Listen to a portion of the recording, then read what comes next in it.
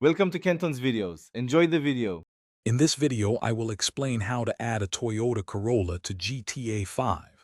This process involves modifying your game files, so it is important to follow each step carefully. We will cover the essential tools you need, how to install the car mod, and finally, how to spawn your new vehicle in the game. It's a fun way to customize your experience and drive unique cars around Los Santos. Let's get started with the necessary preparations.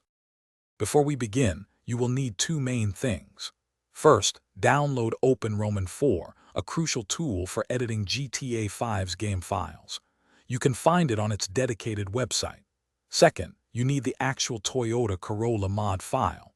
These usually come as an OpenRoman 4 package file or a set of folders containing the vehicle data. Always make sure to back up your original game files, just in case you need to revert any changes. Now, let's install the mod. Launch OpenRoman 4 and click Edit Mode at the top. This allows you to make changes. It is highly recommended to use the mods folder within OpenRoman 4.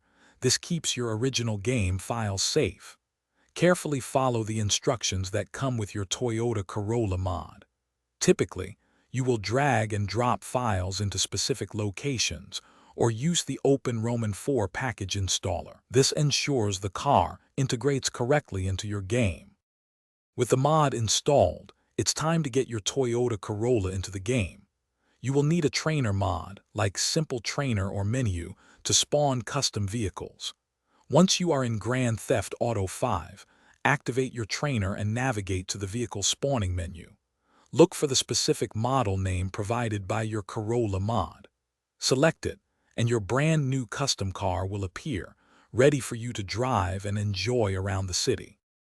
Thanks for watching. Consider subscribing if we helped you.